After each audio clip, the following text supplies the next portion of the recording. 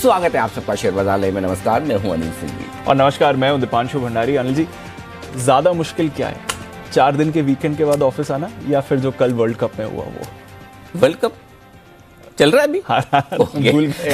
अब तो दिमाग से निकालना पड़ेगा। हमारे लिए खत्म, कल ऑफिशियली खत्म हो गया। हाँ, ऑफिशियली कल खत्म। कुछ लोग अति उत्साहित होते हैं जो ये मानकर चलते हैं कि ये हो जाए तो वो होगा, वो हो जाए तो वो होगा, लेकिन जो कुछ होता है वो अपने दम पर होता है।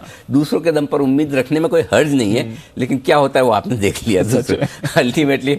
मतलब लेकिन मैंने वो सारे मीम्स एंजॉय किए, जिसमें वो एक शोले वाला था, तेरी जीत मेरी जीत, तेरी हार मेरी हार। दूसरा एक वो कौन सा लगान वाला था, अब हमारी इज्जत तेरे दाव हाथ में कचरा, जो बोल रहा आई जस्ट मजेदार था, मजा आया। बट ठीक है, कोई बात नहीं, पार्ट ऑफ चलता रहता है।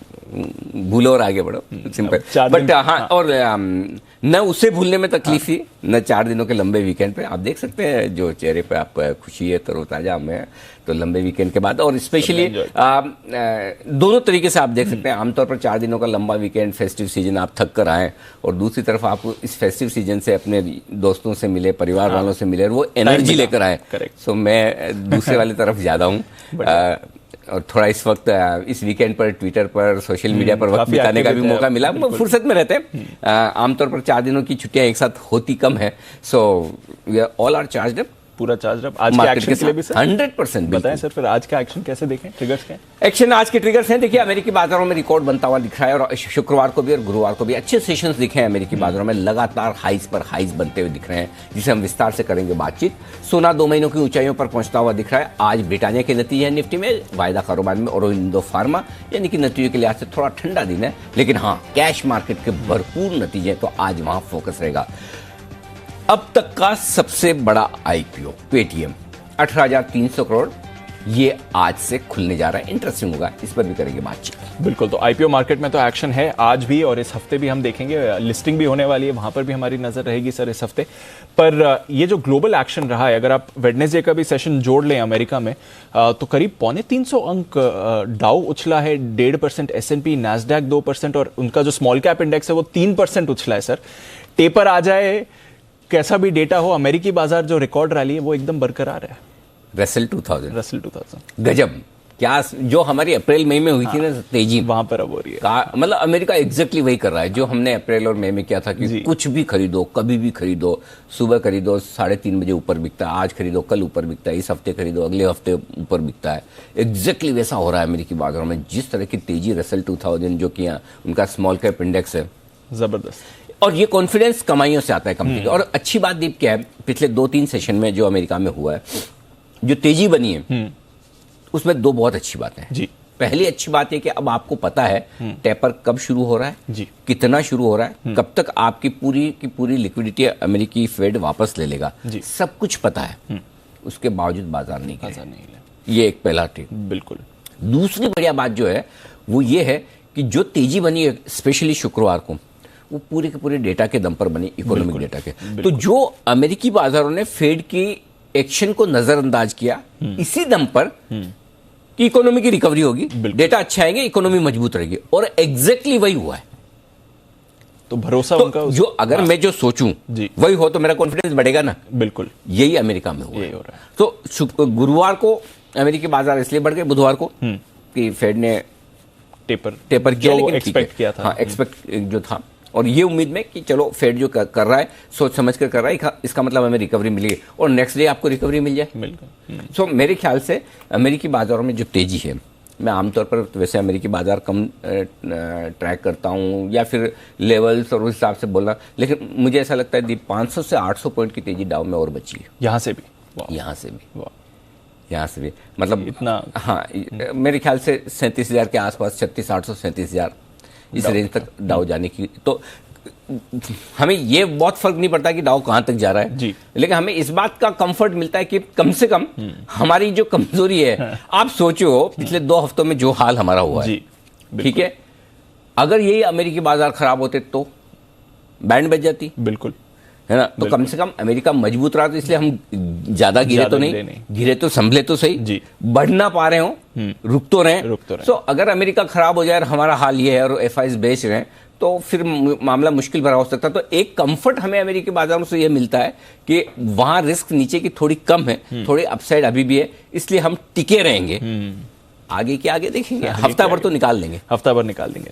तो चलिए, ये एक अच्छी बात है हफ्ता शुरू करने के लिए कि दमदार संकेत आ रहे हैं अमेरिकी बाजारों से। एसजीएक्स निफ्टी भी आपको पॉजिटिव ट्रेड करते हुए दिख रहा है सर।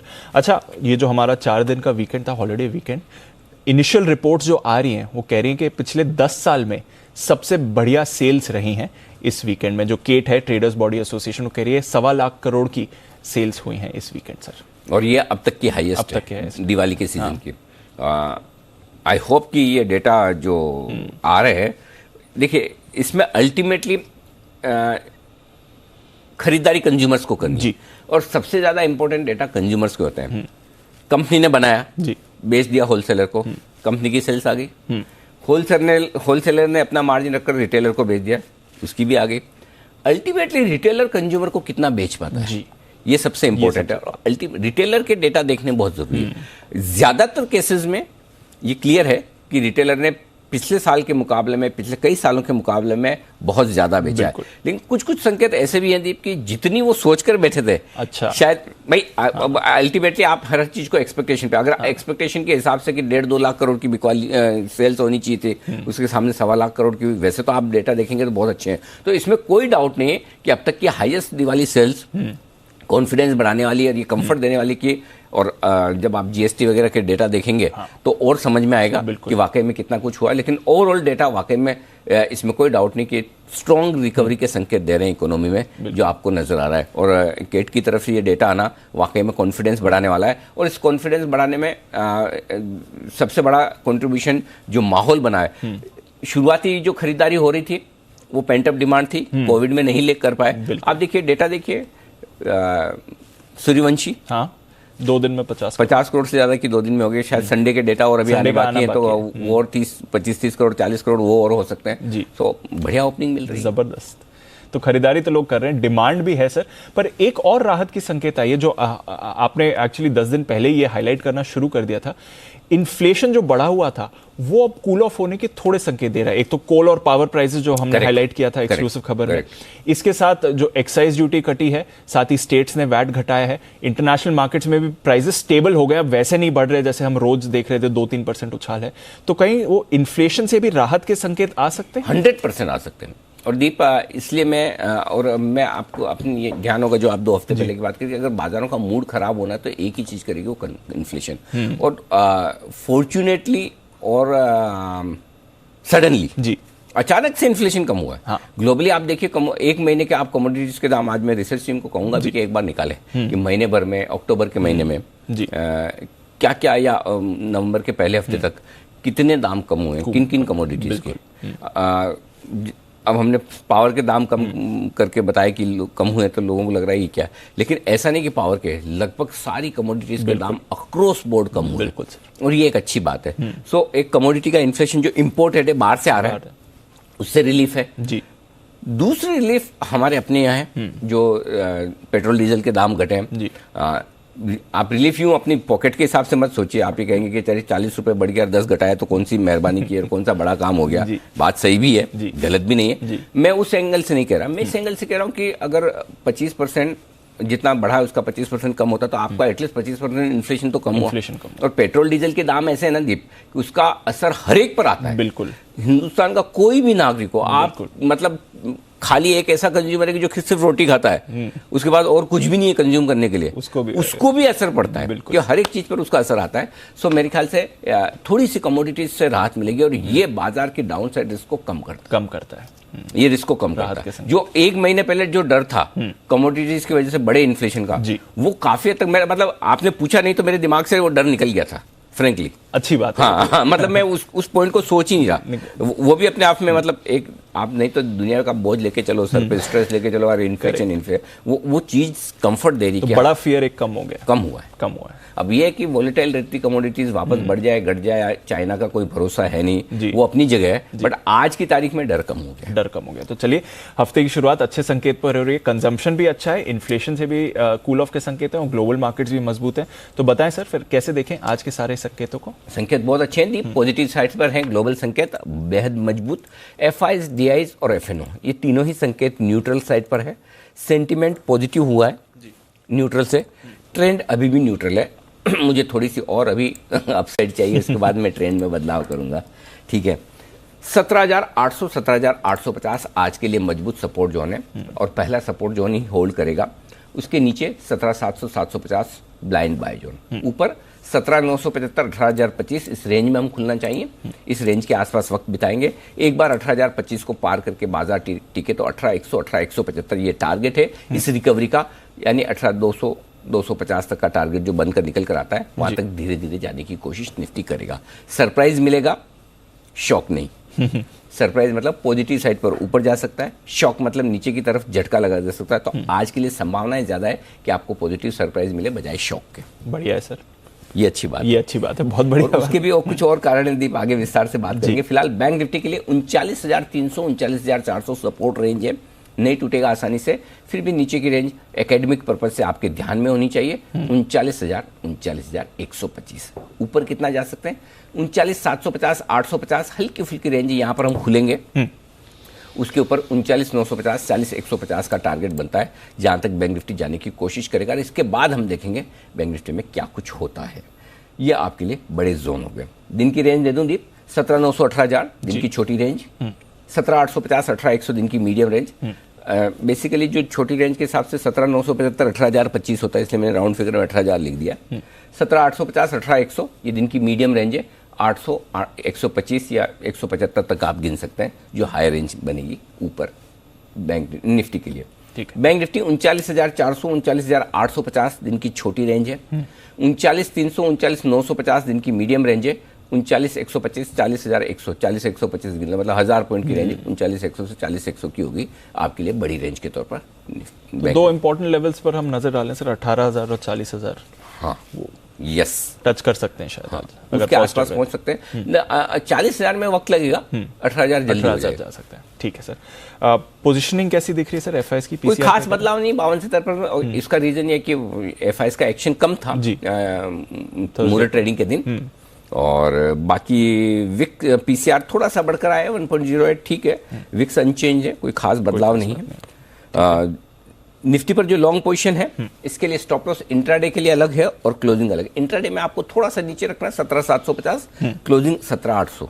ठीक है, ऊपर खींचा है दीप। ये क्लोजिंग स्टॉप लॉस आपको याद हो पूरे पिछले हफ्ते 17,675 का चल रहा था, सीधा 125 पॉइंट ऊपर लिया, ऊपर आ गया। हाँ, तो स्टॉप लॉस मैंने ऊपर खींचा 17,800 का। बैंक निफ्टी पे इंट्राडे स्टॉप लॉस 39,300 है, क्लोजिंग स्टॉप लॉस 100 पॉइंट ऊपर लिया है। क्लोजिंग स्टॉप लॉस वही रखा है 39,000 का ही रखा है। मैं 39,100 कर सकता था लेकिन मुझे लगा 39,000 काफी है। आइए शॉर्ट साइड पर अगर आप हैं तो फाइनल आपका स्टॉप लॉस 18,050 का है, जो पिछले पूरे हफ्ते आपका ट्रिगर नहीं हुआ। यस सर, आज भी अगर हो जाए तो ठीक, नहीं हो तो 18,050 का रखिए, इंट्राडे भी और क्लोजिंग भी। बैंक निफ्टी का स्टॉप लॉस 18,150 सॉरी 40,150 इंट्राडे का है, और 40,000 के ऊपर बंद हो तो काट ले। तो बेसिकली 39,000 के नीचे बंद होगा बैंक निफ्टी तो खराब हो जाएगा, 40,000 के ऊपर बंद होगा तो और अच्छा हो जाएगा। 1000 पॉइंट की रेंज है क्लोजिंग बेसिस। इस बीच में टाइम पास करके इधर उधर आ जाए कर जाए वो अलग बात है। क्लियर है सर। नई पोजीशंस क्या करना है फिर? खरीदना चाहिए। निफ्टी खरीदे 17,750 के स्टॉप लॉस के साथ, 975 18,025 18,100 18,125 और 18,175 आज का फाइनल टारगेट। मेरे ख्याल से इस रिकवरी में कहीं ना कहीं 18,175 से 18,250 की रेंज में जाकर निफ्टी फिर वहां पर हम रिव्यू करेंगे, रुकना चाहिए या बड़ी तेजी बननी चाहिए। ओके, तो ये रिकवरी के टारगेट बनते हैं, यानी कि 18,175 यानी कि यहाँ से 150-200 पॉइंट की जगह अभी 250 पॉइंट है, अभी बन सकती है। ठीक है सर। जो लोग बेचना चाहते हैं वो 18,100 175 की रेंज में एक चांस ले सकते हैं, अगर आए तो वहां पर, नहीं आए तो कोई बात नहीं, वहां पर शॉर्ट करें 18,250 के स्टॉप लॉस के साथ। 18,025 18,000 17,925 17,900, बस ये 4 टारगेट छोटे मोटे जिनके लिए करनी है आपको बिकवाली। ठीक है सर, तो ज्यादा बड़े टारगेट्स नहीं है बिकवाली की, क्या करना है, रेंज बाउंड मार्केट है, बहुत गिरेगा भी नहीं जब तक कि ग्लोबल कोई खराब ना हो। ठीक है, बैंक निफ्टी से खरीदे 39,300 39,400 इस रेंज में आए तो मुश्किल है लेकिन लिख के देना जरूरी है आपको। अगर आ जाए तो इस रेंज में जरूर खरीदिएगा। 39,100 का स्टॉप लॉस होगा, 500, 575 दो छोटे टारगेट, 750, 850 मीडियम टारगेट। दूसरा बेहतर तरीका बता दूं बैंक निफ्टी खरीदने का एग्रेसिव ट्रेडर्स के लिए, आप 39,300 के स्टॉप लॉस से सीधा खरीद लीजिए। उसके बाद आपका स्टॉप लॉस धीरे धीरे शिफ्ट होकर 39,400 आएगा, फिर 39,500 आ जाएगा। टारगेट बनेगा 39,750, 39,850 छोटे दो टारगेट, 39,950, 40,050 मीडियम टारगेट और 40,150 का फाइनल टारगेट। ये वाली रणनीति आपकी ज्यादा काम करेगी। और एक बार 39,850 आ जाता है दीप, तो आपका स्टॉप लॉस 39,500 पे आ जाना चाहिए। स्टॉप लॉस ट्रेल करते चले, ये बिल्कुल सीधी सी बात है। ये हो गया आपका बैंक निफ्टी में एग्रेसिव ट्रेडर्स के लिए। जो लोग शॉर्ट करना चाहते हैं 39,950, 40,150 की रेंज में शॉर्ट करें। स्टिक स्टॉप लॉस 40,200 का रखें। अगर 40,200 के पार निकल जाए तो आप शॉर्ट भी काट लें, लॉन्ग भी कर लें, डबल वैसा कर ले, क्योंकि उसके बाद 40,325, 40,500 ये ऊपर के टारगेट और बनेंगे, इसलिए 40,200 के ऊपर शॉर्ट रहने में समझदारी नहीं है। 39,850 पहला टारगेट होगा, 39,750 दूसरा, 39,575 और 39,500 दो और टारगेट, फाइनल टारगेट 39,400 का। तो ये खरीदने और बिकवाली करने की राय सिर्फ एक एग्रेसिव ट्रेडर्स के लिए बैंक निफ्टी में मैंने अलग से राय दी है 39,300 के स्टॉप लॉस से खरीदने की, बाकी सारे सेम है। ठीक है सर, तो चलिए ये तो रही पोजीशन से की बात। अच्छा सर, वायदा कारोबार की बैन लिस्ट लगभग वैसी है, कुछ यहाँ पे बदलाव हो ही नहीं रहे, पूरे हफ्ते वैसे ही था। पर डेटा समझाइए सर, कैसे समझें एफआईएस का डेटा, क्योंकि मुहूर्त ट्रेडिंग पर भी कैश में थोड़ी बिकवाली थी, उससे पहले वाले दिन भी हमने देखा कैश में बिकवाली रही। हाँ, ज्यादा कोई मतलब बहुत अच्छे डेटा नहीं है और बहुत खराब भी नहीं है। मुहूर्त ट्रेडिंग के डेटा एनालाइज कर रहे हैं तो 300 करोड़ की कैश में है, 200 करोड़ के स्टॉक फ्यूचर्स है, 500-550 करोड़ की बिकवाली एफआईएस की है स्टॉक्स में जी। इंडेक्स में उन्होंने कुछ किया नहीं। मुझे समझ में नहीं आया कि देखो गुरुवार को मुहूर्त ट्रेडिंग थी तो एफआईएस को कौन सी छुट्टी थी, तो खुले हुए विदेश में तो सारे बाजार खुले थे, तो इन्होंने किया ही क्यों नहीं? मेरे को लगता है सारे है ना इंडिया वाले फंड मैनेजर है ना छुट्टी मार ली 4 दिन इन्होंने कुछ है ना, उनको लगा होगा मुहूर्त ट्रेडिंग छोड़ो, मुहूर्त ट्रेडिंग मतलब छुट्टी, इसलिए एक्शन कम है। कायदे से होना चाहिए, उनका होना चाहिए था, बिल्कुल होना या तो भाई एक अगर बाहर के मार्केट बंद होते हैं तो आप छुट्टी मनाते ही हो ना, यहाँ के खुले तो क्यों मनाई? बट ठीक है, चलो दिवाली की थी, जिन्होंने मनाई अच्छा किया, क्या पता खुले होते तो और बेचते। हाँ, ये भी बात सही है, उल्टा भी हो सकता है। उल्टा भी हो सकता है। हाँ। घरेलू फंड का भी एक्शन कम है, 38 करोड़ की खरीदारी, तो डेटा कोई खास डिस्कस करने लायक है नहीं। एफएनओ के डेटा जरूर आपको बता दूं, 17,900 के लेवल पे जहां हम बंद हुए, लेवल मतलब नई सीरीज की शुरुआत थी वीकली, है ना, 15 लाख शेयर वहां पर है, तो वो हल्का सा सपोर्ट है। 18,000 पर 30 लाख शेयर हैं कॉल्स में, और आप 17,975, 18,025, ये 50 पॉइंट के रेंज पे फोकस करना है दीप। 18,025 के पार निकल कर ठीक है तो फिर बढ़िया खरीदारी होगी, अदरवाइज इस रेंज में हम टाइम पास करेंगे, ओके है ना, क्योंकि 18,000 के कॉल पर 30 लाख शेयर है, राइटर्स हाईएस्ट ओपन इंटरेस्ट है। 18,025 के ऊपर टिके तो थोड़ी शॉर्ट कवरिंग आएगी, फ्रेश खरीदारी आएगी। ठीक है, बैंक निफ्टी का डेटा क्लियर है, छोटे हैं, 39,000 के नीचे जाना नहीं है, 40,000 के ऊपर निकलना नहीं। 40,000 के कॉल ऑप्शन में 13 लाख शेयर है, छोटा है, इसके ऊपर टिके तो हल्की फुल्की शॉर्ट कवरिंग खरीदारी। ठीक है सर, वो आप बोल रहे थे शॉक और सरप्राइज में कुछ इंटरेस्टिंग आपको लग रहा है मार्केट में समझने के लिए? मैं भूल गया शायद मैं क्या। चलिए कोई बात नहीं। हाँ। तब तक उसकी एनालिसिस करेंगे, पर उससे पहले आज एक बढ़िया स्टॉक ऑफ द डे भी आ रहा है अनिल जी की तरफ से आपके लिए, तो बिगुल स्टॉक ऑफ द डे का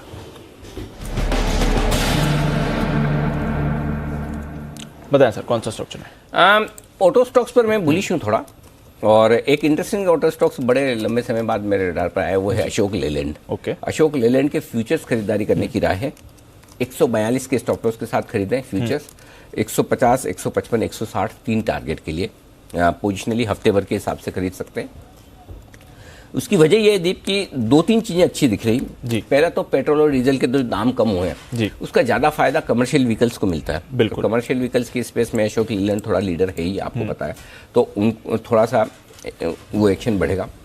दूसरा, इनकी सब्सिडरी दिसंबर के महीने में एक सब्सिडरी कंपनी जो पहला electric LCV light commercial vehicle वो लॉन्च करने जा रही है। तो इलेक्ट्रिक व्हीकल में, कमर्शियल व्हीकल्स में अशोक लेलैंड लीडरशिप लेने की कोशिश कर रहा है, जैसे टाटा पैसेंजर में ले रहा है। करेक्ट। सो ये दूसरी चीज होगी। तीसरी चीज जो है, इस वीकेंड की खबर है, इन्होंने 10 वो बसें दी है इंडिगो को, डिलीवरी की है। हम एयरपोर्ट पे जाते हैं ना, तो एयरपोर्ट की बसों में वो गैप बहुत कम होता है, छोटी सी होती है ना, बिल्कुल ग्राउंड क्लियरेंस बहुत ग्राउंड क्लियरेंस बहुत कम होता है। उनको चलाना है एयरपोर्ट पे, वहाँ कोई ऐसे तो है नहीं कि स्पीड ब्रेकर या बम्प से या BMC की रोड है, मतलब तो बड़ा आराम से, तो वो प्लेन सी होती है, हाँ रनवे जैसी नहीं होती लेकिन फिर भी अच्छी होती है। तो इसलिए वो कम क्लियरेंस वाली, ये 10 बसें CNG वाली डिलीवर किए। वो एक अच्छी स्पेस है जहां पर अब तक वो SML ICU ज्यादा है। आप कभी भी देखना बस, बिल्कुल, मैं तो देखता हूँ ये सब, जाता हूँ कौन सी, तो ये चैनल चेक है ना, पता चलता है कौन सी बसें कहाँ बिक रही क्या है। सो यहाँ पर उन्होंने की ये छोटी चीज है, बट इंटरेस्टिंग है कि उस स्पेस में भी अशोक लेलैंड अच्छी एंट्री कर रहा है। ये सारे रीजंस हैं जिस वजह से मुझे लगता है, और ऑटो स्टॉक थोड़े एक्शन में तो ही ये खरीदने का मौका बन सकता है। चलिए, तो बढ़िया मौका बन सकता है अशोक लेलैंड में। खरीदारी आप इस स्टॉक पर कर सकते हैं इस हफ्ते के लिए, अगर आप चाहें तो 160 तक के टारगेट्स हैं। अच्छा सर, ये तो स्टॉक खरीदारी की राय, पर आज जो IPO खुल रहा है, और वो भी आज ही के दिन पेटीएम जैसा IPO खुल रहा है जो डिमोनेटाइजेशन की 5 साल की एनिवर्सरी है, इस पर क्या सलाह है सर? आज ही के दिन हुआ, आज ही के दिन हुआ था, 8 नवंबर, हाँ याद बिल्कुल। और तभी से ये कंपनी फोकस में भी आई है। 2016 8 नवंबर, तभी से, उस दिन से ये कंपनी फोकस में आई है। 5 साल हो गए, 5 साल हो गए। अच्छा, चलिए पहले तो बता दूं कि क्या करना है। जो रिस्क लेने वाले investors, high risk taking investors, अच्छा, उन्हीं के लिए IPO है। ओके। और वो भी लॉन्ग टर्म के लिए। लिस्टिंग पर पैसा बनाने के लिए आज से अति उत्साहित होकर पैसा न लगाएं। लिस्टिंग गेन्स के लिए ना, लिस्टिंग गेन के लिए नहीं। अब मतलब लिस्टिंग गेन से मेरा मतलब ये है दीप कि अगर 15-20% की अपसाइड ना दिखे लिस्टिंग पे, तो मैं उसे लिस्टिंग गेन नहीं मानता। बिल्कुल, क्योंकि 2-5% ऊपर नीचे तो मार्केट के मूड माहौल के साथ भी हो जाता है। बिल्कुल। तो अगर 20-25% की अपसाइड क्लियर कर दिखती हो, तब आप लिस्टिंग गेन के लिए लगाएं। अब क्या इंटरेस्टिंग चीज है, पहली चीज तो ये कि 2010 के बाद 11 साल बाद एक ऐसा IPO आ रहा है जो सबसे बड़ा है। कोल इंडिया का IPO आया था। कोल इंडिया के बाद आप सोचो, किसी की हिम्मत ही नहीं हुई 11 साल में इतना बड़ा IPO लाने की, और पेटीएम की हिम्मत को दाद देनी पड़ेगी जी। 18,300 करोड़ का IPO वाकई में। अच्छा, बाय द वे मैं बता दूं, कंपनी का नाम 197 कम्युनिकेशन है। आप पेटीएम के चक्कर में ढूंढने बैठेंगे, पता चला कि आप IPO में अप्लाई नहीं कर पाए, तो 197 कम्युनिकेशंस कंपनी का नाम है, पेटीएम ब्रांड है। तो हिम्मत है कि 18,300 करोड़ का इतना बड़ा IPO, और वो भी एक लॉस मेकिंग कंपनी का। इतने साल से लॉस। अच्छा, लॉस मेकिंग कंपनी के साथ साथ एक उन्होंने प्रोस्पेक्टस में बहुत इंटरेस्टिंग बात की कि हमें नहीं पता हमारी कंपनी कभी प्रॉफिट में आएगी भी कि नहीं। आएगी भी नहीं, हाँ, आएगी भी कि नहीं, हमें नहीं पता नहीं। हम इस बात की कोई गारंटी नहीं दे सकते, कुछ पक्का नहीं कह सकते कि प्रॉफिट में आएंगे। उसके बावजूद 1,40,000 करोड़ का मार्केट कैप है इसका। क्यों है? उसके रीजन बता दूं। ब्रांड बहुत स्ट्रॉन्ग है। जैसे ना एक जमाना था कि आपको वनस्पति घी लेना था, डालडा लेना, ब्रांड कोई भी हो, नाम एक डालडा घी देना जी। लेदर शूज पहनने, बाटा के शूज पहनने। Yes sir, correct. वो कुछ चीजें ऐसी होती है कि मतलब एसोसिएशन, मतलब वो आप है ना, वो ब्रांड है ना, वो प्रोडक्ट बन जाती है। सेम है ना, अगर आपको डिजिटल पेमेंट करना तो पेटीएम करना है। अब वो आप भारत पे, फोन पे, 50 पे जो है, कोई सा भी करो, लेकिन पेटीएम कर दे। मतलब कोई ये नहीं कहेगा मुझे डिजिटल पेमेंट कर दे, पेटीएम कर दो। ये ब्रांड है, बिल्कुल, इसकी वैल्यू है। तो बहुत स्ट्रॉन्ग ब्रांड बनाई है कंपनी ने अपने आप में, और प्रोमोटर्स भी स्ट्रॉन्ग है। विजय शेखर शर्मा साहब गजब के आदमी है, जिन्होंने इतना विजन देखा किया, ये तो वो क्रेडिट तो आपको उनको देनी पड़ेगी। दूसरी बात, ट्रैक रिकॉर्ड अब तक का रेवेन्यू वगैरह का अच्छा है, बिल्कुल। हालांकि पिछले 2 साल में रेवेन्यू कम हुआ है ओवरऑल, लेकिन फिर भी मार्केट लीडर है। 40% मार्केट शेयर इनका डिजिटल पेमेंट में, जो कि कम नहीं है। लीडरशिप का फायदा तो मिलता ही है। तीसरा ये कि अब इन्हें भी पता है कि जिस तरह से कंपटीशन बढ़ रहा है, नए फील्ड्स में डाइवर्सिफाई कर रहे हैं, ब्रोकिंग में उतर गए, म्यूचुअल फंड, इंश्योरेंस बेच रहे हैं, तो ढूंढ रहे हैं और कहाँ पैसा बन सकता है, कोशिश कर रहे हैं। हाँ, कोशिश कर रहे हैं। तो वो पैसा बनाने की कोशिश जारी है। नेगेटिव्स क्या है? अब तक लॉस किया नहीं है जी। दीप, मतलब नया 10,000 करोड़ का तो OFS है, 8,000 करोड़ की नई शेयर बेच रही है, 8,300 करोड़ की। पिछले 3 साल का लॉस है ना 8,700 करोड़ है। तो जो लॉस है वही भरपाई कर एक तरह से। और अच्छा, जब इशू में ये नहीं कहा कि इसका क्या करने वाले जी, तो बेसिकली इनका मेन खर्चा क्या, एडवर्टाइज करने का। वो IPL ऐड किया, कोई ये सीरीज स्पॉन्सर की, वो सब ऐड में बड़ा मार्केटिंग और एडवर्टाइजिंग में पैसा जाता है। लेकिन इस बार वो कह रहे कि ये खर्चा जो करेंगे वो उसमें नहीं करेंगे, एक्विजिशंस में करेंगे। ओके। तो पहली तो नेगेटिव चीज ये है कि भाई लॉस मेकिंग, ये नहीं पता कि कब प्रॉफिट में। खुद DRHP में लिखा है साफ हमें नहीं पता कब प्रॉफिट में आएगी भी कि नहीं आएगी, ये भी नहीं पता। वो स्टैंडर्ड डिस्क्लेमर भी हो सकता है जी, ऐसी बात नहीं है। तो एक ये है।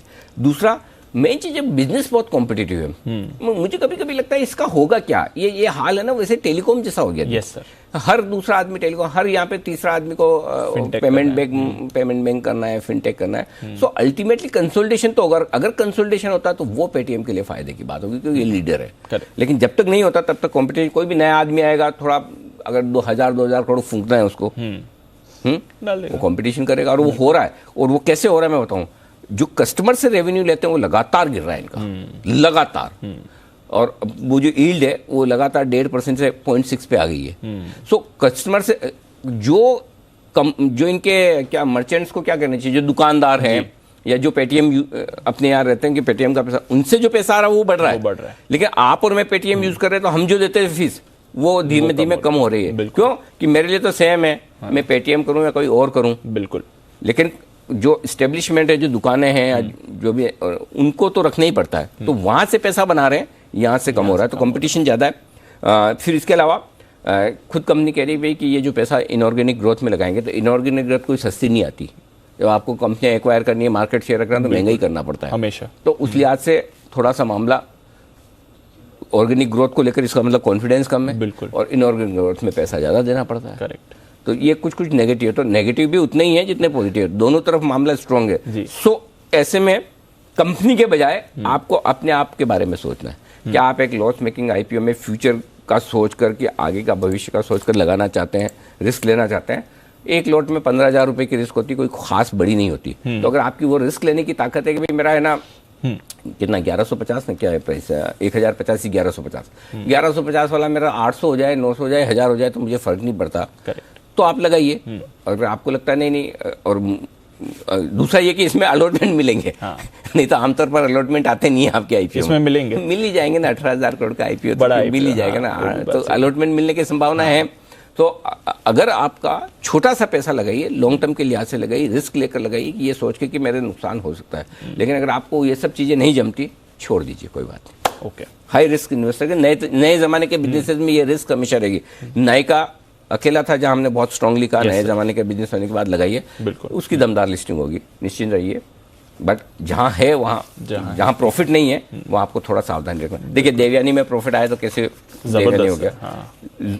यही फर्क है। आप देखिए जोमेटो और देवयानी में। कल ही ऐसा ही एक और आईपीओ खुल रहा है, सफायर। बिल्कुल इंटरेस्टिंग होगा, कल उसका विश्लेषण करेंगे। आज मैनेजमेंट भी है, बात भी करेंगे।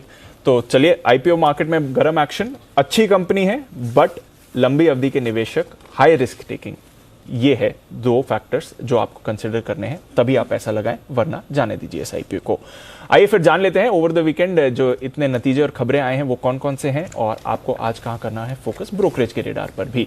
मानसी, वरुण, देवांशी और साथ ही आशीष हैं तैयार। मानसी, मॉर्निंग, बताएं आज के ट्रिगर्स और कुछ नतीजे। Good morning Deepanshu. आज भी एक लंबी लिस्ट है नतीजों की और कैश में 3i Infotech, Balrampur Chini, V Mart, Wockhardt, Ujjivan small finance जैसी वी मार्ट हाँ, वैसे डी मार्ट भी कैश में ही है बना लेकिन आज कैश में वी मार्ट के, Wockhardt, Ujjivan small finance bank, 3i Infotech, Balrampur Chini जैसी कंपनियों के नंबर्स और कई सारे कैश के नंबर्स आते हुए हम देखेंगे। इसके अलावा ट्रिगर्स, शोभा लिमिटेड नतीजों के साथ डिबेंचर जारी करने पर चर्चा होगी। मदरसन सुमी पूंजी जुटाने को लेकर बोर्ड बैठक होती हुई दिखेगी और 3i इन्फोटेक टी ग्रुप से ये बी ग्रुप में शामिल होता हुआ दिखेगा। प्राइस बैंड रिवीजन हुए हैं 3i इन्फोटेक के 5% से 10% के लिए और खादिम इंडिया 10% से 5% होता हुआ दिखा है।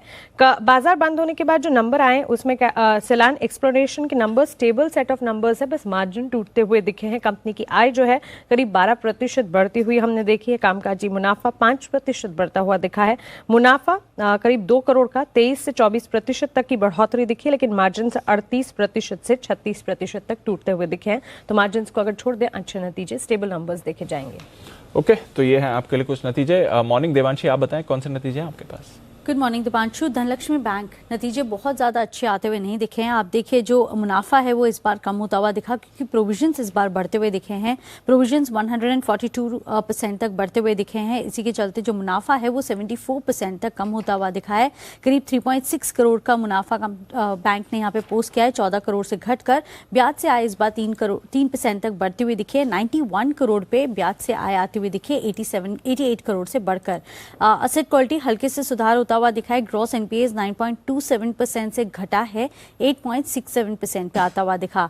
लेकिन इसके साथ ही इंडसइंड बैंक पर आपको फोकस रखना है, क्योंकि आप देखिए वीकेंड के दरमियान जो विसल ब्लोअर की शिकायतें आती हुई दिखी हैं कि एवरग्रीनिंग होती हुई दिखी थी लोन्स की।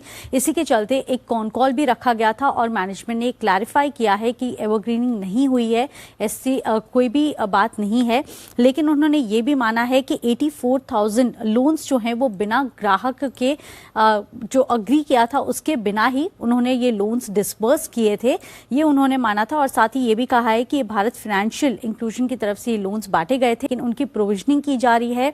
जो एक्टिव हैं वो केवल 26,073 क्लाइंट्स हैं, जिनकी टोटल रकम जो है वो केवल 34 करोड़ की ही है और इसकी भी प्रोविजनिंग की जा रही है। साथ ही एक इंडिपेंडेंट रिव्यू भी करते हुए दिखेंगे, तो ये बैंक की तरफ से भी क्लैरिफिकेशन आती हुई दिखी है और सारी जो शिकायतें थी विसल ब्लोअर की उनको गलत बताया गया है। साथ ही सन फार्मा पर आप नजर रखें। यूएस में generic pharma pricing anti trust litigation का जो मामला था उसको सेटल कर दिया है और इसी के तहत $85 मिलियन तक का भुगतान करती हुई दिखेगी। कुछ शर्तें हैं, अगर वो पालन कर लेते हैं तो उसके चलते उनके जो टोटल जो पेमेंट करना होगा वो कम हो जाएगा। करीब $10 मिलियन तक की जो रकम है वो होती हुई दिख सकती है, तो ये काफ़ी ज़्यादा पॉजिटिव है। और साथ ही सन फार्मा और लुपिन के लिए एक नेगेटिव खबर भी बाहर आती हुई दिख रही है। यूएस में एक एलर्जी की दवा है, उसको रिकॉल कर दिया है दोनों ही कंपनीज ने और इसी के चलते लुपिन और सन फार्मा हल्का से एक नेगेटिव इंपैक्ट आपको देखने मिल सकता है। बिल्कुल, तो दोनों फार्मा दिग्गजों पर रखेंगे नजर, साथ ही इंडसइंड बैंक भी फोकस में रहेगा। वरुण, मॉर्निंग, बताएं आपके पास आज कौन सी खबरें हैं? गुड मॉर्निंग दीप। तो सबसे पहले CDSL यहाँ पे नजर रखिएगा, क्योंकि इस कंपनी की एक सब्सिडरी कंपनी है CDSL वेंचर्स, उसमें डेटा ब्रीच की खबरें आ रही है। खबरें यह है कि KYC डिवीजन में डेटा ब्रीच होने की आशंका है और पिछले 10 दिनों में 2 बार डेटा ब्रीच हो चुका है। इस तरह की खबरें आ रही है इस कंपनी के लिए, तो यहाँ पे आप नज़र रखिएगा। इसके अलावा PVR आइनॉक्स लीजर यहाँ पे आपको खास नज़र रखनी है, क्योंकि सूर्यवंशी सुपरहिट रही है। शुक्रवार और शनिवार को करीब 50 करोड़ के आसपास की कमाई इस कंपनी ने की और इस मूवी ने की है और माना जा रहा है कि ओवर द वीकेंड ये आंकड़ा जो है करीब 70 से 75 करोड़ तक पहुँच सकता है। SJVN Punjab state power corporation से इस कंपनी को करीब 545 करोड़ का ऑर्डर मिला है। 100 megawatt grid connected solar PV power के लिए ऑर्डर जो है इस कंपनी को मिला है। कोल इंडिया, दाम बढ़ाने में थोड़ी देरी हो सकती है। 12 नवंबर को जो बोर्ड की मीटिंग है उसमें दाम बढ़ाने का जो प्रस्ताव है उसको नहीं रखा जाएगा, इस तरह की खबरें आ रही है। साथ ही साथ अक्टूबर में जो पावर सेक्टर के लिए कोयले के डिस्पैच है उसमें करीब 27% के आसपास की बढ़ोतरी हुई है। जो कोयले के क्राइसिस हुई थे उसके चलते पावर सेक्टर में जो ओवरऑल डिस्पैचेस है उसमें अच्छी खासी बढ़ोतरी देखने मिली है। और आखिरी में प्रीमियर एक्सप्लोजिव, इस कंपनी के MD ने 2 नवंबर को ओपन मार्केट से करीब 19,200 नए शेयर जो है उनको खरीदा है। ओके, तो ये है आपके लिए कुछ खबरें और साथ ही फंड एक्शन भी। आइए नजर डालते हैं आज की ब्रोकरेज रिपोर्ट्स पर भी भरपूर एक्शन रहा है पिछले 4 दिनों का, बताने के तैयार हैं आशीष FIR में।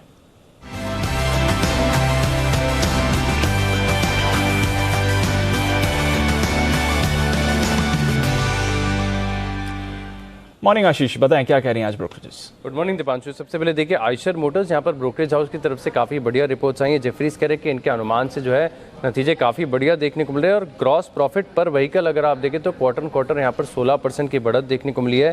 खरीदारी की राय को बरकरार रखा और लक्ष्य बढ़ाया, 3,200 रुपये से लक्ष्य को बढ़ाकर 3,250 कर दिया। 2,662 रुपये के आसपास की जो है क्लोजिंग देखने को मिली है। वहीं अगर आप देखें तो क्रेडिट स्विस ने भी आउट परफॉर्म की रेटिंग दी और लक्ष्य इन्होंने भी बढ़ाया, 3,080 से बढ़ाकर 3,290 कर दिया है। UBS भी आप देखिए न्यूट्रल की रेटिंग दे रहे हैं, लेकिन लक्ष्य इन्होंने 2930 का दिया है। ज़्यादातर ब्रोकरेज हाउस की तरफ से जो कमेंट्री है वो भी पॉजिटिव नजर आ रही है। 2 ऑटो स्टॉक्स पर भी नजर रखनी है। टाटा मोटर्स, यहाँ पर मैक्वारी की तरफ से रिपोर्ट आई है जहाँ पर आउट परफॉर्म की रेटिंग को बरकरार रखा है। 567 रुपीज़ के लक्ष्य के लिए 490 की क्लोजिंग है। और अशोक लेलैंड पर देखिए न्यूट्रल की राय दे रहे हैं 132 के लक्ष्य के लिए।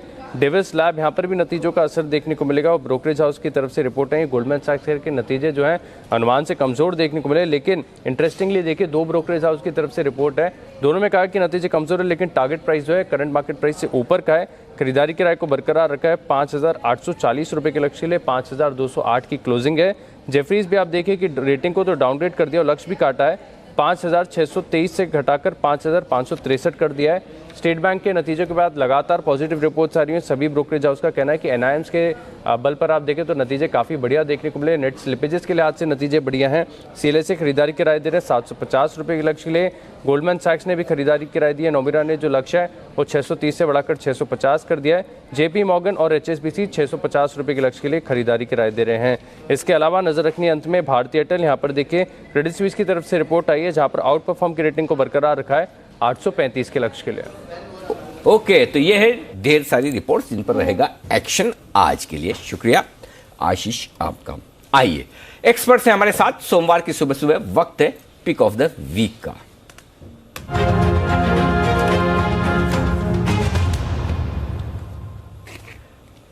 सिमी जी सुप्रभात, करिए शुरुआत। वेरी गुड मॉर्निंग अनिल जी। मेरा आज का पिक होगा आयशर मोटर्स, जिसमें खरीदारी करने का सलाह होगा। आयशर मोटर्स में मेरा टारगेट होगा इंट्राडे के लिए 2700 2720। मुहूर्त के दिन बहुत चला था, पर आज भी मुझे लगता है कि मोमेंटम मेंटेन रहेगा। 2620 का स्टॉप लॉस के साथ खरीदने का सलाह है, 2700 2720 का इंट्राडे का टारगेट के लिए। और डिस्क्लोजर ये है कि ये स्टॉक मेरा पोर्टफोलियो में है, मेरे क्लाइंट्स के पास भी हो सकता है। ओके, तो इस डिस्क्लोजर के साथ कि सिमी जी के पास भी है, सिमी जी के क्लाइंट्स के पास भी है, खरीदे आप आयशर मोटर 2700 2720 के टारगेट के लिए। सुप्रभात बंसल जी, बताएं सर आपको क्या पसंद है इस हफ्ते के लिए? सुप्रभात अनिल जी, सुप्रभात दीपांशु। अनिल जी, मुझे पसंद है कॉनकोर कंटेनर कॉर्पोरेशन पर खरीदारी की राय है। 655 655 का स्टॉप लॉस लगाना है और 750 750 के टारगेट के लिए कॉनकोर है मेरा पिक ऑफ द वीक। अरे वाह, ये तो बड़ा अननोन सा शेयर निकाल के लाए बंसल जी। कॉनकोर में करें खरीदारी, और आप क्या खरीदारी करेंगे sir? Kunal ji good morning.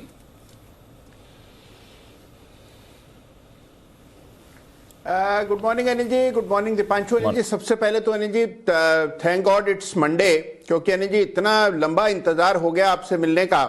4 दिन बीत गए अनिल जी। सैटरडे से मैं अधीर हो रहा था कि कब मंडे आएगा, कब आपसे भेंट होगी। वाह, तो फाइनली अनिल जी मंडे आ गया है। और अनिल जी खरीदारी की राय है, खरीदना है CDSL, जिसमें बड़ा ब्रेकआउट आता हुआ दिखा पिछले सप्ताह। और मुझे लगता है अनिल जी इसमें इस सप्ताह भी आपको बड़ी जबरदस्त तेजी देखने को मिलेगी। एक गैप अप ओपनिंग हमने मुहूर्त ट्रेडिंग में देखी थी, और मुझे उम्मीद है कि इसमें आपको 1550 1600 के लेवल्स आते हुए दिखाई देंगे। 1420 पर स्टॉप लॉस रखकर CDSL खरीदारी करें। वो CDSL में तो आज कुछ खबरें आ रही थी कुणाल जी, जरा इसमें सोच ही रहा था राय ली जाए कि इनकी जो सब्सिडरी कंपनी है CDSL वेंचर्स में, इसमें डेटा ब्रीच की खबरें आई है। KYC डिवीजन में कुछ डेटा ब्रीच हुआ है पिछले 10 दिनों में 2 बार हुआ है, ऐसा बताया जा रहा है। तो ये वीकेंड पे बहुत सारी खबरें अखबारों में। आप तो टेक्निकल एक्सपर्ट है, तो आपको खबरों से फर्क नहीं पड़ता, नेचुरली आप तो चार्ट से देखेंगे। तो क्या कुछ एक बार खुलने के बाद देखा जाए, या स्टॉप लॉसेस वगैरह रिवाइज किए जाए, क्या कहेंगे? या नीचे की रेंज दे दें, जिस रेंज में आए तो वहां खरीदें, वो भी एक ऑप्शन हो सकता है। अच्छा जी जी अनिल जी, खबरों का मुझे ज्ञान नहीं था कि इस तरह की कोई खबरें हैं अनिल जी। इसमें 1415 के आसपास बड़ा सपोर्ट है, तो मान लीजिए इस खबर के चलते आज नीचे आ जाए, 1415 के आसपास मिले तो बहुत ही बेहतर है। और 1415 1420 इसके लिए एक मेजर सपोर्ट एरिया है, इसीलिए मैंने वहां का स्टॉप लॉस बताया था। तो 1420 के आसपास मिलता है तो बिल्कुल खरीदना चाहिए। बिल्कुल, और बाजार खुलने के बाद मैं एक बार फिर से अपडेट लेकर आपको कुणाल जी को पूछ भी लूंगा और आपको बता भी दूंगा। सचिन जी सुप्रभात, बताएं सर आपका pick of the week. Good morning Anil ji, good morning Deepanshu. Morning sir. Anil ji, यहाँ पर कैश सेगमेंट का स्टॉक मैं वापस रिआइट्रेट कर रहा हूँ। स्टॉक का नाम है गति लिमिटेड। इसे हमने पिछले हफ्ते SPL मिड कैप शो में भी कवर किया था, अराउंड 144 लेवल के आसपास। 165 के हमने टारगेट दिए थे, बट जिस तरीके से ये पैटर्न मैच्योर हुआ है, पिछले हफ्ते ही लगभग 8% की अपसाइड नजर आई थी। एंड जिस तरीके से एक rounding bottom formation daily chart पे है प्रेजेंट हुआ है, उसका फ्रेश ब्रेकआउट नजर आ रहा है। तो मुझे लग रहा है एक अच्छी एक्सटेंडेड मूव अनलॉक होनी चाहिए इस हफ्ते में भी। सो 185 एंड 200 के टारगेट के लिए पोजिशनली आपको खरीद के रखना चाहिए गति लिमिटेड को। स्टॉप लॉस आपको यहाँ से लगाना है अराउंड 145 का on weekly closing day. Okay, 145 का स्टॉप लॉस, 185 और 200 के टारगेट के लिए करें खरीदारी गति लिमिटेड में। आइए जान ले जैन साहब से भी। जैन साहब, आपका पसंदीदा शेयर इस हफ्ते के लिए? Good morning. वैसे तो Anil ji very good morning first of all after a long weekend. और आज तो डीमॉन डे भी है, नवंबर 8, बहुत ही बड़ा दिन है इंडियन इकोनॉमी के लिए। और पेटीएम का भी IPO खुल रहा है और वाकई में कुणाल जी ने सही कहा कि बुधवार के बाद आज आपसे रूबरू मिलना हो रहा है, तो मुझे लगता है कि इंडिया ने बहुत मिस किया, स्टॉक मार्केट्स ने मिस किया, और इस वीकेंड के दौरान काफी लोगों से मिलना भी हुआ, तो पता चलता है कि अनिल जी बिजनेस की पॉपुलैरिटी, आपकी पॉपुलैरिटी, दीपांशु जी की और हमारे पूरे पैनल की जो पॉपुलैरिटी है उस पे काफी बड़ा इजाफा हुआ है क्या बात पिछले संवत से इस संवत में। हाँ, ये बात सही है, दिवाली पे जब मिलते हैं लोगों से पता चलता है, लेकिन ये आप सब लोगों की कड़ी मेहनत और रिसर्च का नतीजा है कि जैन साहब जी चैनल ये अपना चैनल चेक नहीं बिल्कुल, इसमें कोई डाउट नहीं। आप लोग इतनी मेहनत करके, इतनी रिसर्च करके जो इतनी बेहतरीन क्वालिटी रिसर्च लाते हैं हमारे दर्शकों के सामने, आप सबका दिल से धन्यवाद। बताएं सर, इस हफ्ते का शेयर आपका। बिल्कुल बिल्कुल। वैसे तो देखिए, मैंने 9 शेयर्स दिवाली के उपलक्ष्य पे दिए थे, मैं उनको नाम रिपीट नहीं करूंगा, और वेडनेसडे के इवनिंग शो में भी जो 4 स्टॉक्स दिए थे उनको एक बार जरूर से जिक्र करूंगा, हालांकि उसके बाद एक शो हो गया है। Asian Paints, KPIT Tech, Linde India और पीएनजी हेल्थ एंड हाइजीन, ये 4 स्टॉक्स मैंने दिए थे। लॉन्ग टर्म पिक के तौर पे पीएनजी हाइजीन दिया था, बट इस बार जो मैं लाया हूं वो है Eris life sciences. Quarterly numbers भी बेहतरीन थे, बेहतरीन मार्जिन्स थे और हाईएस्ट एवर क्वार्टरली प्रॉफिट्स है, तो एरिस लाइफ साइंस पे ध्यान दें। आईसीआईसीआई जीआई काफी करेक्टेड स्टॉक है, इस पे भी ध्यान दिया जा सकता है। एक प्लास्टिक ब्लेंड्स है जो मैं कैश मार्केट के स्टॉक जनरली काफी रेकमेंड करता हूं, तो वहां पे ध्यान दें। And last but not the least, Shri cement. तो जैन साहब, आपके बुधवार वाले 4 एशियन पेंट्स और माइंडट्री, ये हो गए आपके फ्यूचर्स वाले, बराबर है? लिंडे और PNG hygiene, Asian Paints and KPIT Tech. KPIT okay, Mindtree नहीं, केपीआईटी कैश मार्केट इंट्राडे। ठीक है, ये 4 तो हो गए। आज का एरिस लाइफ, प्लास्टिक बैंड्स, और कौन सा बताया? आईसीआईसीआई जीआई, आईसीआईसीआई लोम्बार्ड, हाँ okay, and Shri cements. Shri cement, क्या बात है। ये जैन साहब का हाल वैसा है, वो पेट्रोल खत्म ही नहीं होता वैसा है, इनके पिक्स खत्म ही नहीं होती। मतलब मुझे एक दो देने में इतना पसीना आता है। और सेठी साहब, जैन साहब के पॉकेट में से निकालो, हर पॉकेट में 5-7 पिक पड़ी रहती है। ये लो जब बोलो तैयार हो। ये कमाल उस चीज का कि जब आप पढ़ाई करते हैं, रिसर्च करते हैं, अपडेटेड रहते हैं। नहीं तो मेरे जैसे आदमी को पढ़ना पड़ता है, पहले कोई पूछा, हाँ रुको पहले पढ़ता हूँ, तो वैसा हाल है।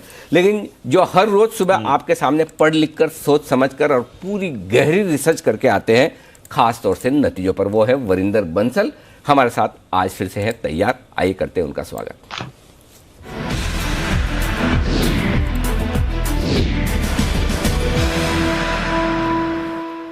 गुड मॉर्निंग वरिंदर, स्वागत है आपका। करिए शुरुआत हमेशा की तरह अच्छे नतीजों के साथ।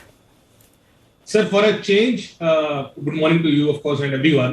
फॉर अ चेंज सर, आज फार्मा कंपनी, एक फार्मा कंपनी है जिनके नंबर मुझे बहुत अच्छे लगे। आपको मालूम है कि अभी इस अर्निंग्स में हम लोग फार्मा केमिकल्स में देख रहे हैं कि हमें किस तरीके से मार्जिन प्रेशर आ रहा है। पर ये Suven pharma sir, I think Suven pharma ने बहुत अच्छा किया है कंपेयर टू पियर्स। अगर आप इसके नंबर्स देखें सर, सेल्स वाई क्वार्टर दोनों बढ़ी है, एबिटा वाई क्वार्टर पूरा बढ़ा है सर। प्रॉफिट आपको थोड़ा सा फ्लैट लगेगा, उसका कारण ये है कि इनका टैक्स रेट हाई गया है, 28% टैक्स दिया है कंपेयर टू 21% क्वार्टर और 24% Y. I think in this environment itself, जहां पे प्रेशर आ रहा है मार्जिन्स पे, Suven pharma has done very well. बहुत सस्ता स्टॉक नहीं है सर, 30 टाइम्स पे ट्रेड करता है टीटीएम पे, बट 40% आरओसी है। One of better pharma companies जहां पे अच्छा नंबर रिपोर्ट की है। एक सेक्टर सर जो मेरे दिल के बहुत पास है और बहुत अच्छा कर रहा है, इस टेक्सटाइल्स, अंबिका कॉटन सर। मतलब आप नंबर्स देखिए इस कंपनी के सर। उससे पहले मैं आपको एक स्टैटिस्टिक्स देता हूं सर। इंडिया में कुछ 5,500 लिस्टेड कंपनीज है सर, तो उसमें से 100 करोड़ प्रॉफिट कमाने वाली कंपनीज, एनुअली 100 करोड़ से ऊपर कमाने वाली कंपनी कुछ 500 कंपनीज होंगी। और अगर आप 200 करोड़ का प्रॉफिट लेते हो कि 200 करोड़ कमाने वाली कंपनी तो 350 होंगी सर। ये कुछ कंपनीज जिनकी कोई बात नहीं कर रहा था, ये कंपनीज उस कैटेगरी में जा रही है जो 100 करोड़ का रन रेट जो है ईयरली, या 150 करोड़ का रन रेट है ईयरली, उस कैटेगरी में जा रही है। So they are going into the bracket of the 10% of the market of the company listed companies in India, जो 100, 150, 200 करोड़ कमा रही है, और वो बहुत इंपॉर्टेंट है सर। आप अंबिका के नंबर्स देखिए, वर्धमान के नंबर्स आपको याद है, बहुत ही शानदार आए थे। 1300 करोड़ का मार्केट कैप है सर, बट ग्रोथ देखिए 220 करोड़ का सेल्स वर्सेस 146, एबिटा 68 करोड़ कंपेयर टू 26 करोड़ सर। मार्जिन 31% आ चुके हैं इस कंपनी में। आई नो कि हाँ भी आगे जाके देखना पड़ेगा कितने सस्टेनेबल है, नहीं सस्टेनेबल है, बट क्वार्टर भी 30% से 31% रहे हैं, सो मार्जिन गिरे नहीं है। प्रॉफिट 13 करोड़ का 46 करोड़ हो गया है। तो you are looking at a company जो 150 करोड़ प्रॉफिट कमा सकती है सर, अगर वो कमा सकती है तो उसके हिसाब से ये 7 टाइम के मल्टीपल पे मिलती है कंपनी जो 20% आरओसी करती है, तो ये और क्या चाहिए किसी को। And I was pleasantly surprised bye Andhra petro sir. Andhra petro धीरे धीरे नंबर अच्छे दे रहा है और इवन इस बार इसने नंबर्स बहुत अच्छे दिए, तो उसका जो स्ट्रॉन्ग परफॉर्मेंस है वो कंटिन्यू कर रहा है क्वार्टर ऑन क्वार्टर। वाई मैं देख भी नहीं रहा हूँ सर, अगर वाई नहीं देखेंगे तो वाई तो आपको नंबर ऐसे दिखेंगे पता नहीं क्या हो गया, 7 करोड़ के सामने 86 करोड़ का प्रॉफिट आ गया, इतना अच्छा आ गया। But the good part is that quarter on quarter में इसके मार्जिन 41% के 42% रहे, वाई तो 11% थे सर, तो 11% से 42% रह गए। सो 1200 करोड़ का मार्केट कैप है सर इस कंपनी का और 5 टाइम पे ट्रेड करती है। ऑफ कोर्स इस बार सर इसका टैक्स रेट बहुत कम है, 14% टैक्स रेट है वर्सेस 35% क्वार्टर ऑन क्वार्टर, तो उसको बेनिफिट मिलता है। बट ये मिड कैप स्मॉल कैप में कुछ कंपनीज है सर, मैं बार बार बोलूंगा कि ये 100 करोड़ से जब ऊपर एनुअल रन रेट पहुंच जाता है ना, then there are smart HNIs who want to see this companies. है इंटरेस्टिंग है स्टॉक्स। आंध्रा पेट्रो भी एक बेहतरीन शेयर, आज टीएन पेट्रो के भी रिजल्ट्स आएंगे, आईजी पेट्रो के रिजल्ट बहुत तगड़े आए थे, तो रिजल्ट्स यहाँ पर बढ़िया आ रहे हैं। दूसरा अंबिका कॉटन जिस पर काफी बुलिश हमेशा से टेक्सटाइल सेक्टर पर वरिंदर रहे हैं, हमारे भी 5 मई को यस सर 950 रुपए के आसपास 950 के आसपास एसआईपी स्टॉक था, दुगने से ज्यादा हो चुका है, अभी भी नंबर्स हो रहा है। दिवाली के दिन दीप हम यही बात कर रहे थे कि ये सेक्टर इस 5 जो सेक्टर्स आपने बोले थे उस साल के लिए सेक्टर रियल एस्टेट भी और टेक्सटाइल भी अभी भी रहेगा। आइए मजबूत नतीजों के बाद कुछ कमजोर नतीजों पर भी फोकस किया जाए। बताएं वरिंदर, कौन से रिजल्ट्स हैं जो आपको लगे कमजोर? सर विद हैवी हार्ट मैं बोल रहा हूँ डीवीज के नंबर्स, ठीक है ना, जो मुझे कमजोर दिखे। सर डीवीज में बार बार बोल रहा हूँ कि कुछ कंपनीज हैं और कितनी भी अच्छी कंपनीज है सर, वो एक लेवल के बाद मार्जिन जो पहुंच जाते हैं ना, उसको सस्टेन करना बहुत मुश्किल है।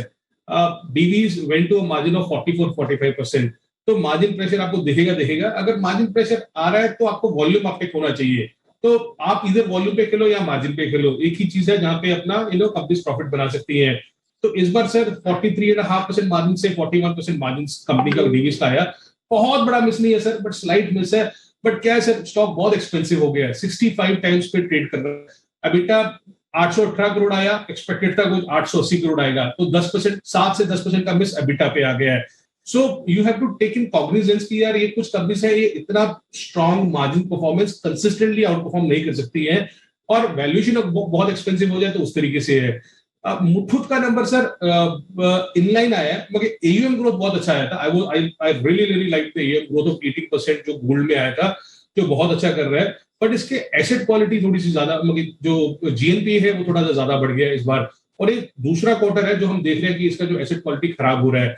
सर आपको एक और थोड़ा सा अच्छा चीज, मगर एक इंटरेस्टिंग नगेट बताता हूं कि अगर आप गोल्ड फाइनेंस कंपनीज देखते हैं, उसमें सर एक मुथूट है और एक मन्नपुरम में जो सब लोग बात करते हैं, but you will be surprise sir कि आईएफएल का एक्चुअली जो गोल्ड लोन बुक है वो एक्चुअली एट पार या मन्नपुरम से भी ज्यादा है, और आईएफएल के नंबर्स भी आए थे सर, उन्होंने बहुत अच्छा परफॉर्म किया था। So when I was comparing Muthoot, so वो आईएफएल एकदम दिमाग में आता है। सो मुथूट इनलाइन आया सर, डीवीज वीक आया, ये नंबर है। और सन टीवी में कुछ एक्साइटिंग नहीं था सर, टू बी ऑनेस्ट, 1% का कैगर हो रहा है उसका एडवर्टाइजमेंट सब्सक्रिप्शन रेवेन्यू में, डिविडेंड वो दे नहीं रहे हैं, I don't know why.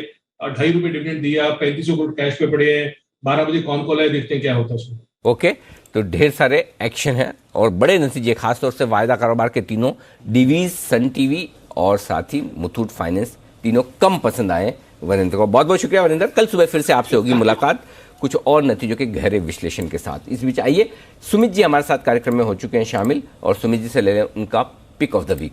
Sumit ji सुप्रभात।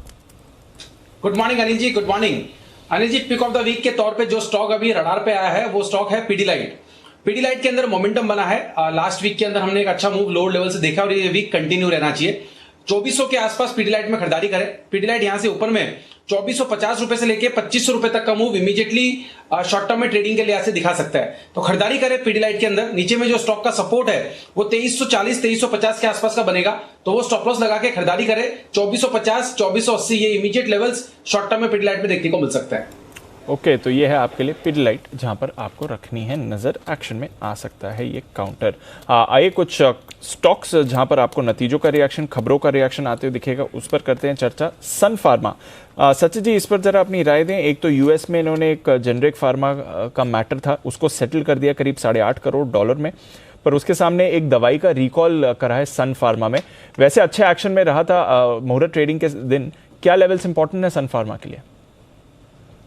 दीपांशु, मुझे लग रहा है यहाँ पर 800 के आसपास का एक इम्पॉर्टेंट लेवल था, उसके नीचे कंसेक्यूटिव वीकली क्लोजिंग आ रही है, तो थोड़ा सा और दबाव बन सकता है काउंटर में। सो यहाँ पर इमीडिएट बेसिस में तो मुझे लग रहा है 775 780 के आसपास के स्विंग्स बनने चाहिए, तो इमीडिएट बेसिस पे यहाँ पर बिकवाली करने की ही सलाह होगी। ऑन द हायर साइड जब तक एक कॉन्फिडेंट क्लोज नहीं आता 820 822 के ऊपर, मुझे लग रहा है एक बुलिश बायस नहीं रखना चाहिए इस पर्टिकुलर काउंटर में। एंड जिस तरीके से ये कंसेक्यूटिव क्लोजिंग दिखा रहा है वीकली चार्ट्स पे बिलो 800, तो मुझे लग रहा है थोड़े से एक वीकर फुटिंग पे है and one more leg on the down side यहाँ पर अनलॉक हो सकती है। तो 775 770 एक आइडियल जोन होगा स्टॉक को रिव्यू करने के लिए, and on the higher side 820 एक रेजिस्टेंस की ओर से देखना चाहिए। ओके, तो 820 एक रेजिस्टेंस रहेगा सन फार्मा के लिए। देखते हैं, एक अच्छी खबर है, एक थोड़ी नेगेटिव खबर है, देखते हैं स्टॉक किस डायरेक्शन मूव करता है। इंडसइंड बैंक, इसके लिए थोड़ी कंसर्न वाली खबर है। कुणाल जी जरा इसके चार्ट पर राय दें। विसल ब्लोअर ने कुछ आरोप लगाए थे, उस पर बैंक की सफाई भी आई है, बट माना है कि करीब 84,000 लोन्स बिना किसी मंजूरी के दिए गए। हालांकि उसके बाद फिर बैंक ने मेजर्स भी दिए ठीक करने के लिए। इसे कैसे देखें इंडसइंड बैंक की चार्ट को सर?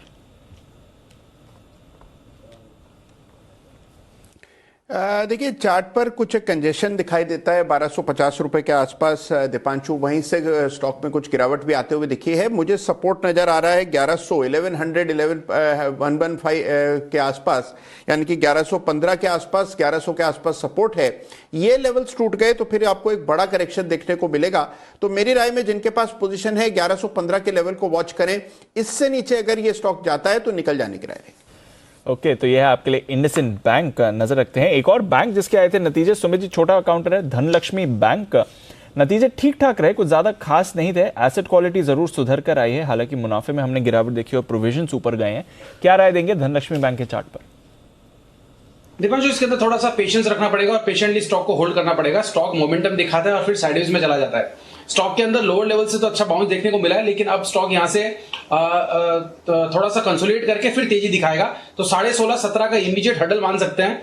जैसे ये लेवल निकलेगा 16.5 या 17 के आसपास का, तो उसके बाद स्टॉक के अंदर 18 रुपए से लेके 20 रुपए तक का मूव देखने को मिल सकता है शॉर्ट टू मीडियम टर्म में। तो पोजीशंस होल्ड कर सकते हैं, लेकिन कोई बड़ा मूव नहीं दिख रहा है, छोटा मोटा मूव जरूर आ सकता है। ओके, तो ये है आपके लिए धनलक्ष्मी बैंक के नतीजों पर राय। वागले साहब भी हमारे साथ हैं तैयार। सर सुप्रभात, बताएं इस हफ्ते का शेयर।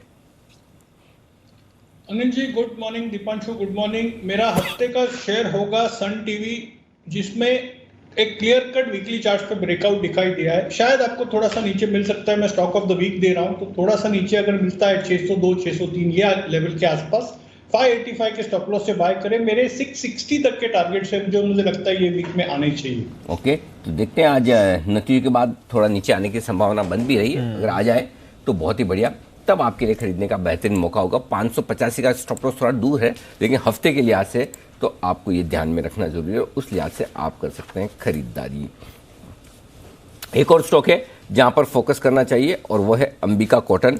जैन साहब, आपका भी फेवरेट स्टॉक रहा है, नतीजे बड़े दमदार आए, बताएं सर क्या है आपकी राय? नहीं, बिल्कुल ये स्टॉक तो क्वालिटी स्टॉक है और इनफैक्ट टेक्सटाइल्स में वन ऑफ माय फेवरेट्स रहा और मैं कई बार इस स्टॉक को रेकमेंड किया हूँ, भले ही वो आप जैन साहब के जेम्स हो या एसपीएल हो, हर जगह और कई सालों से रेकमेंड करते हुए आ रहे हैं। और अभी भी वैल्यूएशंस बहुत सस्ते हैं, जो स्ट्रॉन्ग प्रोमोटर बैकग्राउंड है, पेडिग्री है और रिजल्ट्स की जो वरिंदर जी ने ठप्पे लगाई दिए तो वो जबरदस्त। और सितंबर का रिजल्ट एक्स्ट्राऑर्डिनरली अच्छा है। इनफैक्ट पिछले सितंबर से लेकर इस सितंबर में बहुत बड़ा जंप है और फिर जो मार्जिन्स है वो भी बहुत जबरदस्त रहे, ओपीएम जिसको मार्केट्स बहुत देखता है। तो आई फील कि इन लेवल्स पे ये स्टॉक ऑलरेडी वैसे तो देखिए बहुत चला हुआ है, लाइफ टाइम हाइस के आसपास ही है अपने, बट फिर भी मैं ये कहूंगा कि स्टॉक को इन लेवल्स पे भी होल्ड करके रखें। नीचे आए तो खरीदने की कोशिश कीजिए, हो सकता है एक स्पाइक के साथ भी खुल जाए तो कोई बड़ी बात नहीं होगी, बट यस डाउनसाइड पे खरीदने का ये स्टॉक।